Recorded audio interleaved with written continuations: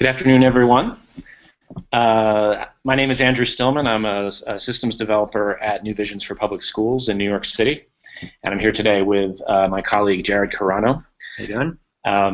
And we're going to approach a problem of practice this week that we believe has a lot of really powerful implications for any kind of school, but in particular public schools in New York City that face a lot of challenges in terms of coordinating all the different systems that they have to interact with in order to run effective schools. So the way I would describe this problem of practice is, how can school leaders curate a private internal space that encourages transparency across a staff so that people feel there's a sense of shared purpose, and the systems inside that school come together in a coherent way so that everyone feels like they're prioritizing the same things, and they can see practice happening across the school.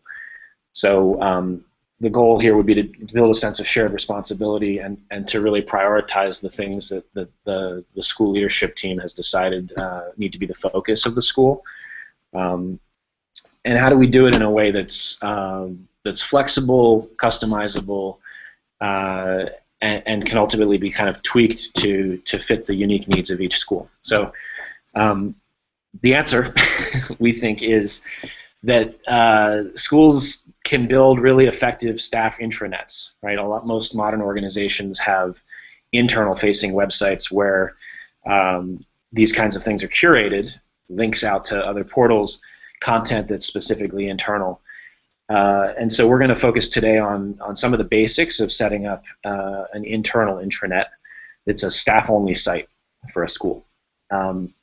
So some of the skills you're going to get, we're going to look at further exploring some of the rationale for doing this in the first place. Being able to take a templated Google site, and Jared's prepared a really nice Google Sites template for you to be able to use as a launching point. How to make sure that the site is private and that it's shared appropriately, and strategies ultimately. Next week, we're going to talk about strategies for actually getting people to use the site on a regular basis and building it into your school's workflow. So some of the other reasons we think Google site internally are a really good idea. Often schools like to set up Google Forms, and what tends to happen is Google Form links get sent out by email. They quickly get buried and they fall out of the flow of people's work. So you ask people to use forms for this, that, or the other process in your school, but you don't give them a way to easily find those forms. A Google site is a great way to curate links to those kinds of resources. Likewise with document collections, Google Drive tends to be a bit of a jumble. You end up with everyone's drive looking differently, and so you sit down in a meeting and you say, can everyone find the agenda document?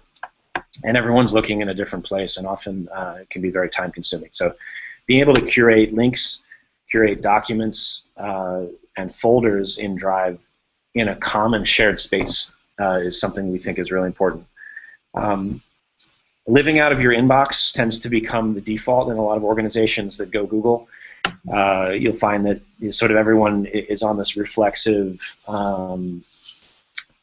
rather than being preemptive and mindful in their work, often just responding and living out of an inbox. And so this is one way to combat some of that ADHD and really create a focused place where everybody is on the same page together.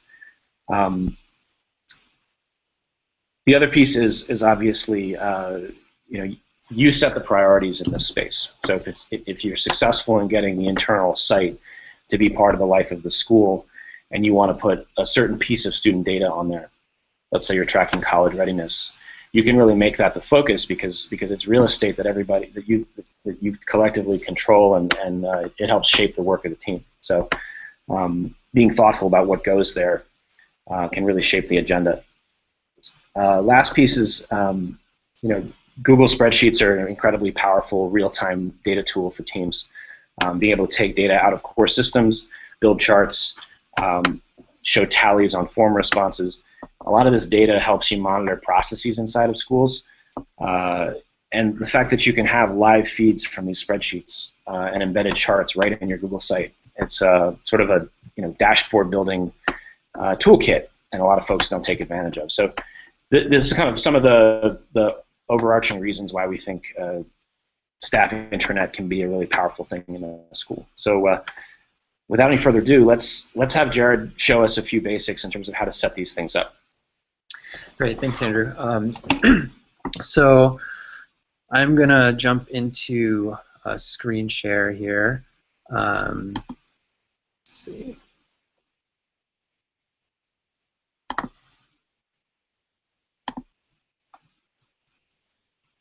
Okay, and all right, so I'm just going to start right from the beginning. We've created a template. If you've never, if you want to navigate to your sites page, if you're logged into any of your Google products from Gmail or from anywhere, you should be able to get into it by clicking on the sites button here. You can also, from any browser window, just go to sites.google.com, and it'll pull up your sites page with any sites that you've previously created. So we're going to go ahead and click on Create to create a new site, and then we're going to click Browse the Gallery for more to get into the public template gallery. So click Public, and if you just type in New Visions for public schools and search, our template here, our intranet template, should pop up, and go ahead and click on that. You could preview the template beforehand if you like. Just go ahead and click Select. And then we want to create a name for our site, so just call this School Intranet Site, and then click Create. And this could take a second or two to while it's being created.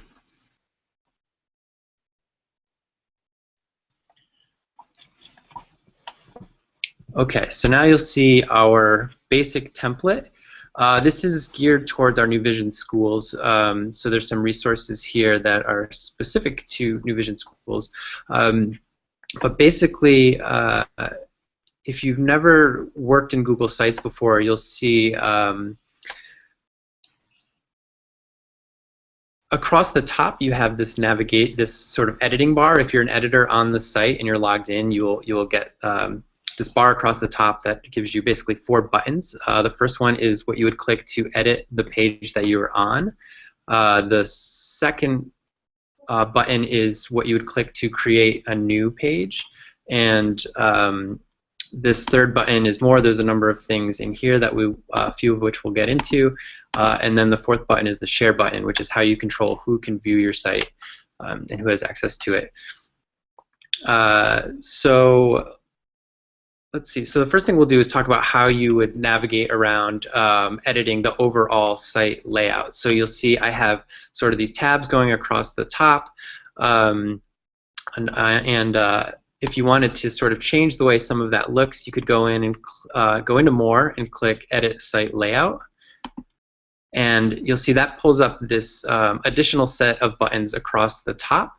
So if I have it set up with a horizontal navigation bar, maybe you don't like that as much and you want to create a sidebar, you can easily switch that by doing that. You can remove the headers and footers if you want to. Pretty basic. Also, you'll notice when you're in this mode, when you hover over this horizontal navigation bar, it turns blue, or hover over the site header, it turns blue. If you click into those, you can edit those. So if we wanted to add our our domain logo or add a custom logo, we could do that. Change how the alignment, that kind of thing, from that area. We could similarly click into this horizontal navigation bar. You see all of the tabs that we currently have here. This is where we can add new pages to our navigation bar. If we want to change the style, from tabs to links. So Jared, I have a question here, which is, sure. I noticed in here that you have some links that point to external websites. This gets me excited because all the work I've done in schools, I end up with one site where I have to go for this one site where I have to go for that. I got an e-grade book. I've got a learning management system. So frequently we're asking teachers to go to lots of different online resources in their everyday work. So can I build a menu that has menu options that lead to other sites? Yeah, absolutely. So you'll see down here, this add page button is what's going to allow you to add pages that you've created within your Google site to the menu item, the menu navigation bar. But if you wanted to add external sites, you can also do that by clicking this Add URL button, which just pulls up this little control panel box, and you just type in the text that you want to display and the website that you want the text to link to, and hit OK, and you'll see that that gets added down at the bottom here. And these little buttons on the side, these up and down and in and out arrows, allow you to change the location of where you put sites or links. So by default it gets added to the bottom, but if we wanted this New Visions link to be right after the home page, for instance, we could just keep clicking up until it's second here. If we wanted it to sit as a subpage under home, we could click. We can indent it in by clicking this right arrow, and I'll show you what that looks like right now. So we had a question from one of our viewers, Tara Nagar, who's a fantastic tech up in the Bronx at the Young Women's Leadership School. Wants to know if he should start building his own site right now as we're talking. I would say kick back and take it all in at the moment, because we're going to probably move faster than you can follow, and this is all going to be recorded, so you'll be able to watch this again, and then you can also reach out to us for support. So just relax and take it in would be my advice. I think that makes sense.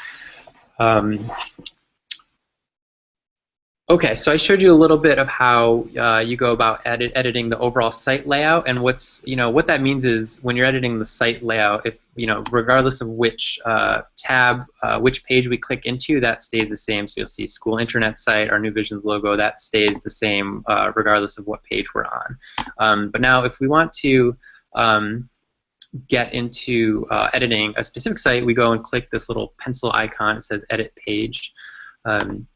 And that'll bring up another set of sort of editing tools. So you'll see you have sort of a basic text editing menu bar here, and these 4 drop-down menus. Insert is where we can add a whole bunch of interesting things. This is where we have an image that you can use by default. If you want to put in an image of your own school, you could delete that one and add one from here. If you want to add a text box or embed your school calendar, insert some charts like Andrew was talking about from a spreadsheet, Drive documents. This is where you're going to do that from. I just want to say that this is my most favorite part about Google Sites. I don't think Google Sites is a particularly attractive website solution. What I love about it is that it integrates so tightly with the rest of the Google platform. So just that anything that is fair game, whether it's a photograph sitting in Drive or in your Google Plus or a Google group you set up or a map or a video, it all just very, very quickly gets inserted in pages, unlike with any other website building solution. And yeah, it's a great point. So I'm going to show a little bit of what that kind of looks like. So we're still in the editing, the page editing interface, and so you'll notice throughout this template I put in text that just sort of, it's like little suggestions for what we're thinking could go where. Obviously, you could take that or leave it and do whatever you want. But so down in the right here, I have embed layered calendars here. So the idea is we're going to delete that text and go ahead and insert a calendar. So we go to Insert, go over to Calendar. It's going to pull up all of the calendars that I have access to, not necessarily calendars I own, but just anything I have access to. And so I'm just going to use my personal or my work calendar here, but you can imagine your school's events calendar, something like that. You can actually add more than one calendar at a time, which is nice. So before it actually gets inserted, you have this sort of menu to tweak some of the options. You could change the height in pixels. You could set change the default view. So let's say we want an agenda view, which is kind of like a list. We're going to set our time zone down to Eastern Time, New York. Maybe we don't want to show the calendar name. I don't know. Maybe we want to change this from my name to school calendar. And go ahead and click Save. So now when you add these sort of different widgets or various things, it typically looks like this gray box, and you have sort of another little menu bar going across the top. So if you want to go change those properties that we just set, you do it that way by clicking the little gear. If you want to, change the justification, we're going to center it, make the text wrap around it. You do that in this view by clicking on one of these gray boxes. And then when we go ahead and click Save on the page itself, that's when we're going to see the actual calendar that's been embedded. And you'll see this is my calendar. It's in agenda view by default, like we told it to do, but you can still click into the month view or the week view. You could skip ahead. So anyway, this is a really nice feature to have on your sort of school's homepage. So another thing we have here is the principal's memos, or this is basically, by default it's included in the template that we created, but what it is a recent posts. It's a gadget called recent posts, and so that is connected to this other page over here called principal's memo. We're envisioning schools using this as a way for principals to send out their weekly memo. And in one of these Hangouts, maybe down the road, we'll get into a script that's currently being developed by our colleague Danielle Scaramolino that allows anything posted to this a website to also get emailed out to a distribution list, which currently is not available. But we think that could be a nice way for principals' memos to be sent out weekly by email. But then there's sort of this living repository in sort of a blog form where someone says, "Oh, what was that memo from 2 months ago? There was something, I don't quite remember. Let me go back and find that." So that's a nice feature. Okay, so now I want to show so I just showed how you can embed a calendar. I also want to show kind of what Andrew gets excited about, how this sort of seamless integration with other Google products, right? We have this curriculum tab here where we're envisioning staff could embed documents and folders related to their curriculum work. So let's say we want to go in and set this up for the math department. What's nice, so we're gonna, I'm gonna click on the math page and then click on edit it, and again go into insert, and what's really interesting, what I find really interesting is instead of, we can embed a specific document, but we can actually also embed an entire folder. So I'm going to click on folder, and I am going to search for my math folder, which I created ahead of time. And so what I actually did, by clicking on the folder, it opens it up because you might have a subfolder in that folder. But what I want to do is go back and find my math folder. Why is it not letting me do it? So there's supposed to be, let me get out of here and try this again. There's supposed to be a little checkbox.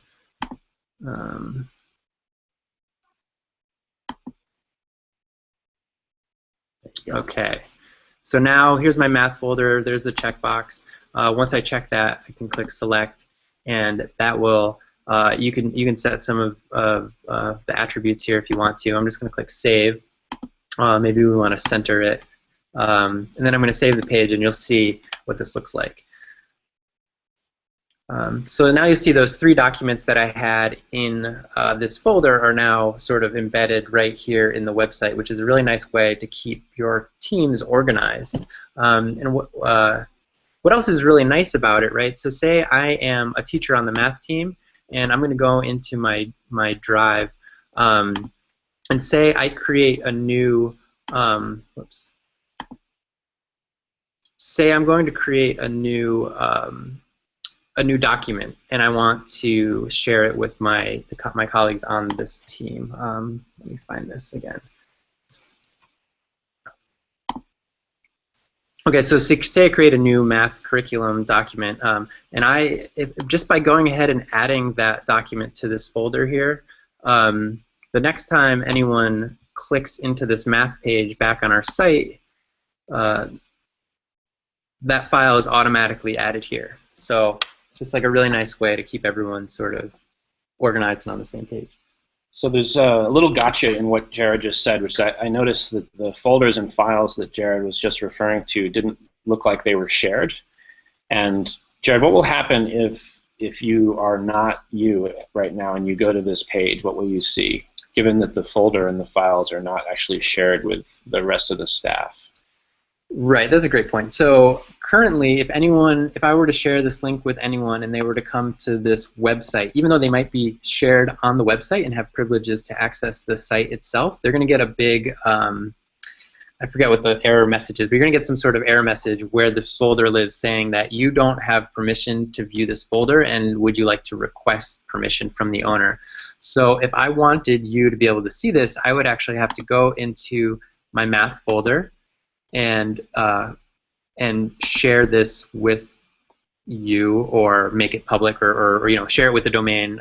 Anyone I would want to be able to have access to this folder would, and maybe in this case I only want the math team to be able to see it, which is nice. Maybe I want anyone at the school to be able to see it, or just the math team and just administrators, something like that. So you have control over that here, but you would have to do that if you want people to see the things that you're embedding.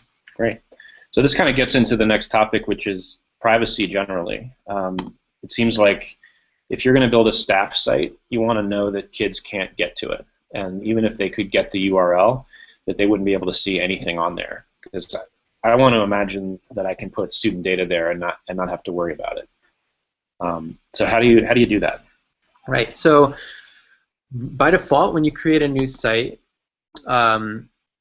it's going to be set to I think you can set this at the domain level, so your domain administrator has set how sites are shared by default. So for instance, here at New Visions, anyone at New Visions can find and edit a site that's created by default. So if we were a school and so we had students on the domain, then by default they would be able to find and edit the entire website. So you want to be careful here and make sure you set this to the sharing settings that you want to use. And most likely you're going to want this to be private, which means only the people that you give explicit permission to are going to be able to access it.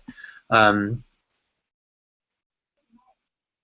we're going to save that as private. Okay, so and then once you do that, here's where it's really, again, last week we talked a little bit about creating groups on your domain, and this sort of speaks to why those are useful and important. But ideally, you'll probably have something like a group called staff or all staff, something like that.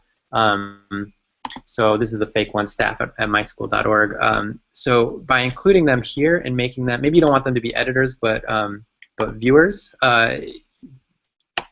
you're going to set those permissions here. So I'm going to do that, click share and save. And so now anyone who's a member of that group can access this website. Another reason using groups is better than adding individuals. One, it's a lot quicker, but now say some of your staff leave, you hire on some new staff.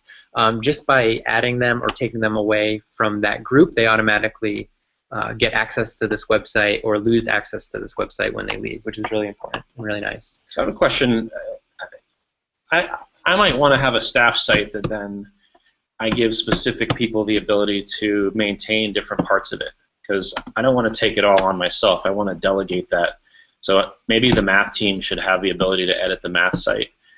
And so that's one issue. I would like to be able to really, at a fine-grained level, give certain people the ability to edit certain pages. I would also like, I think, to have an administrative section of my site that only administrators can see. Right? Like we might want to keep our teacher observation data charts somewhere that we can all easily get to, and I don't necessarily want all my teachers to see it.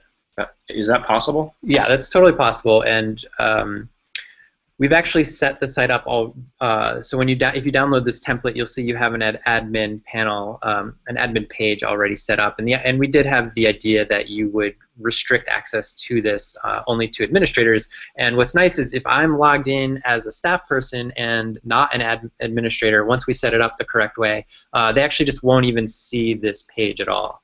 But if I'm an administrator and I'm logged in, and then I come to the site, I will see this tab. So it's a really nice way to have one internal site, but to sort of put access to resources, limit access to resources just to the people that need them.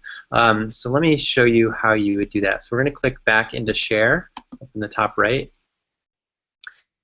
And so there's this button up in the top right, Enable Page Level Permissions. But before we click that, the way this works is anyone you want to give page level permission to, you have to have given permission to them at the whole site level. So even though administrators might also be part of all staff, if you want to give the group named admin@myschool.org a page level permission, you would have to first add them at the overall site level.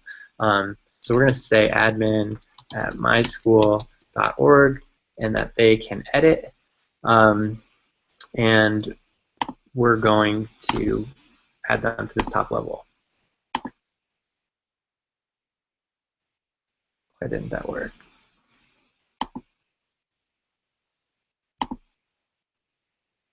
It says there's because it's a fake account. So why don't you just use my email address? So say Andrew represents the administrative group. Okay, so we're gonna add Andrew.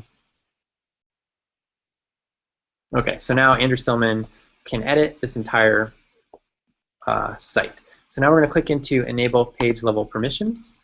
It gives you a little warning. There's a little guide if you need help. I'm gonna click to turn it on. Okay, and so now the way this works is so over here on the left, you have this site map. Maybe we don't want admin to be able. Let me see. Let's say we don't want the staff to be able to see the admin page. Right. Let's deal with that first. Okay. So if we click on the admin page, this represents each page that's in our website. By default, each subpage inherits the privileges of the overall site. So now we clicked into admin, and it says use same permissions and members as the school intranet site, the overall site. But we want to change that because that's not what we want here. And we're going to use custom permissions, and we're going to click do not add new users to this page. So what's happening here is if we go ahead and add a new user or a new group to the top level permission, to the permissions of the top level page, they will not automatically get added to this admin page, which is important. So we're going to click Save. And now we can go down here and remove the ability of staff to see this page. And then we have to click Save before we can do that. Right, and so now you see these dashed lines, it worked. So now the only people that have the ability to see the admin page are myself as the owner of the website and Andrew, who represents our administrators. So it seems like this same process would apply to opening up, let's say, the curriculum pages to the different teams. Is that right? If I wanted everyone on the English team to be able to edit the English team space, what would I do first? So first, you would have to go back to, well, we could do it right from here, but first you'd have to go to the top level, so the overall site page, and add the math team here. So again, I'm not going to be able to add the math team because I don't have a group, but I'll just say I'll add Danielle. Not Dan Scaramolino. No. Danielle Scaramolino. And we're not going to annoy her with a notification right now. We're going to share that and save.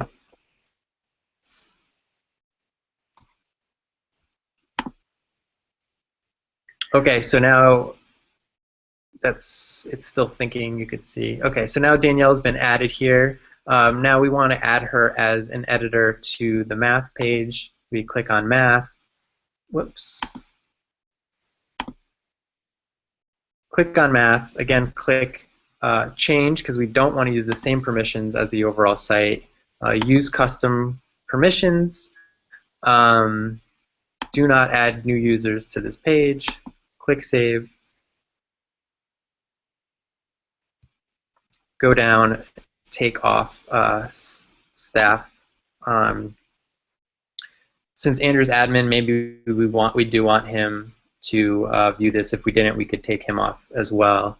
Then we're going to save the changes, and now Danielle, aka our math team, has access to the math page. What I think is important to note, though, now is because Danielle now also has the ability to edit everything in the overall site. So we would want to go back to the site page and find Danielle and say, make sure that she can only view the overall page. So any page that's not the math page, she's able to view it, but she's not able to edit it. So that's important. So we had a question from Tara again. He asks, he says, I think if you give someone editing privileges, they only have privileges up to their role on the domain settings. For example, I don't think they'd be able to change the site layout.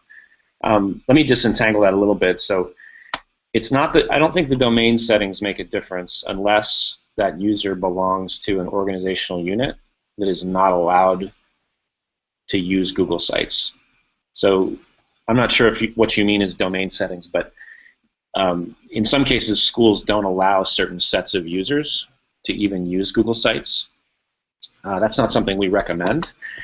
But I think more importantly, it's what is the most editing privilege you have when you're an editor. So there's a big difference between being a site editor and a site owner.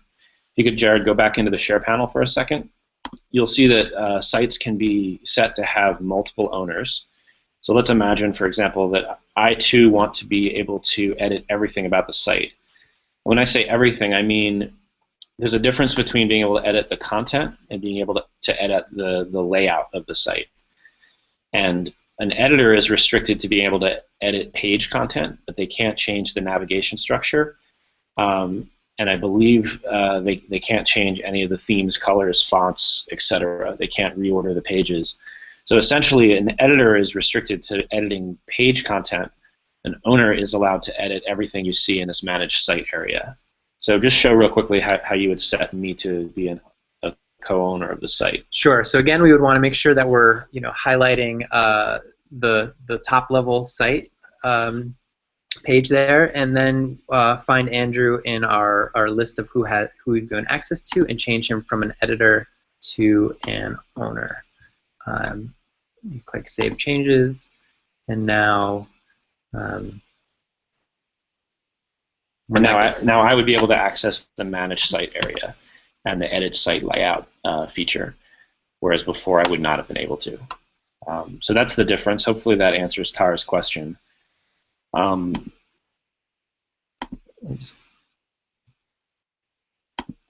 Okay, so yeah. So let's see. Did we have anything else to talk about?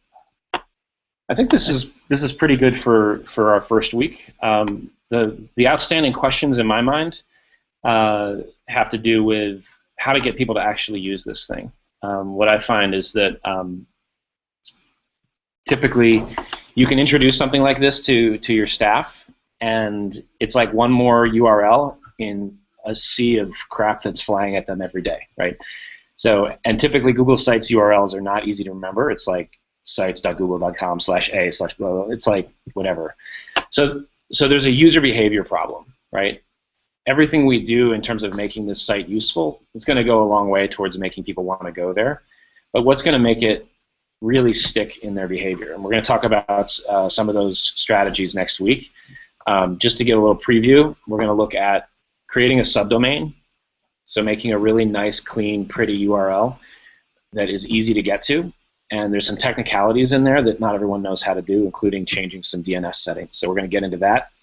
We're also going to look at that principals memo, because that's going to be huge. If you can make sure that all weekly communications from the principal are blasting out from the site, it's going to be great. And so we'll hopefully be in a place where we can show off Danielle's new script and give you some access to that. And there's a few other tricks we have up our sleeves to help cement this into people's day-to-day workflow. We're looking forward to seeing you again in a week. Jared, nice job. All right, thanks. Thanks for joining us. See you next time. All right.